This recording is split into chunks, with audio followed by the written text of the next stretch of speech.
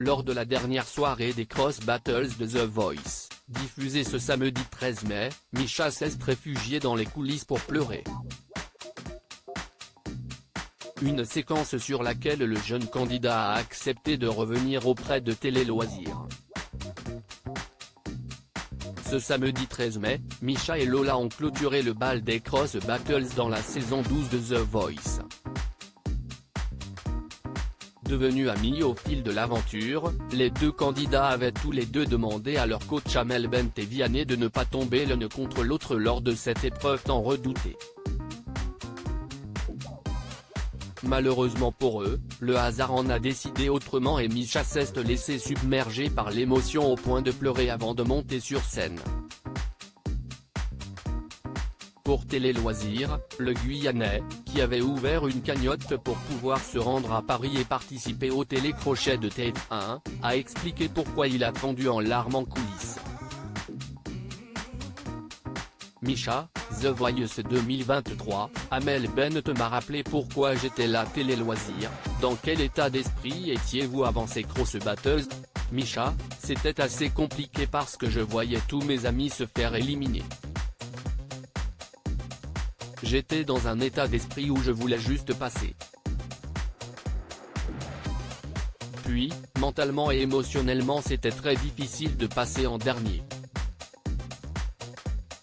Qu'avez-vous ressenti quand vous avez compris que vous alliez affronter Lola? C'était très compliqué parce que j'avais dit à Amel et à Vianney que je ne voulais absolument pas passer contre Lola. Elle aussi avait dit à Vianney qu'elle ne voulait pas passer contre moi. On ne voulait pas passer l'un contre l'autre parce que c'est mon acolyte, c'est mon ami. Au final, quand on a vu qu'on devait passer ensemble, on a fait une tête digne d'un film d'horreur. Rire, on vous voit pleurer en coulisses juste avant votre passage sur scène. Pourquoi? Ah, la scène que je ne voulais pas qu'il affiche.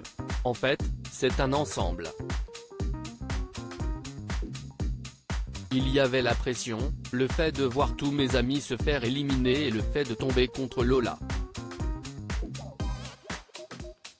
Pour vous expliquer ce qui s'est passé, je sors du plateau pour aller me faire maquiller, je fais quelques pas vers les maquilleuses et là je dis, c'est du grand n'importe quoi.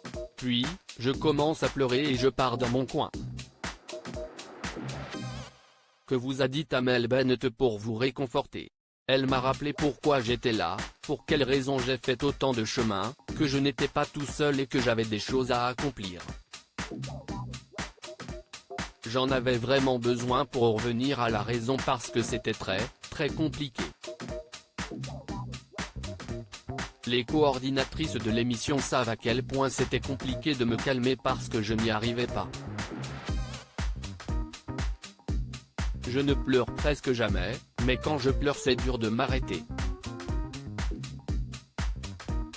Misha, talent d'Amel Bent dans The Voice, gagné avec 81% m'a fait très mal. Vous avez été sauvé avec 81,7% des voix du public.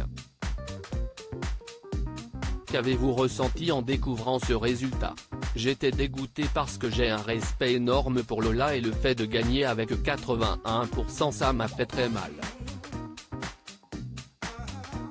Je l'ai plus mal pris que bien. J'aurais préféré gagner avec un peu moins de pourcentage. Je n'ai pas lâché un sourire quand je suis descendu de la scène. Je ne voulais pas gagner avec autant d'écart. D'autant plus que je ne pensais pas du tout à la victoire pour cette performance-là. Je n'étais pas dans l'optique de gagner, j'ai juste chanté parce que je venais de loin et je ne suis pas venu pour rien. Après votre victoire, Lola vous prend dans ses bras. Que vous dit-elle à ce moment-là? Elle m'a dit, ne t'en veux pas, je suis fière de toi et continue comme ça.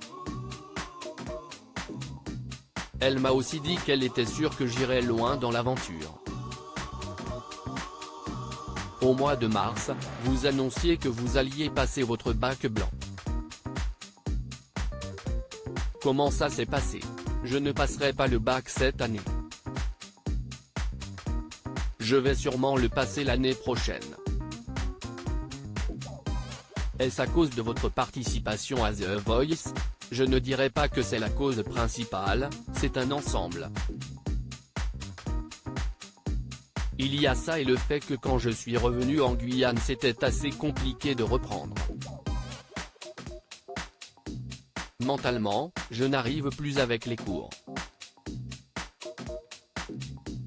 À lire aussi je ne m'attendais pas du tout à ça. Misha, The Voice 2023, revient sur l'émotion de son père pendant sa prestation.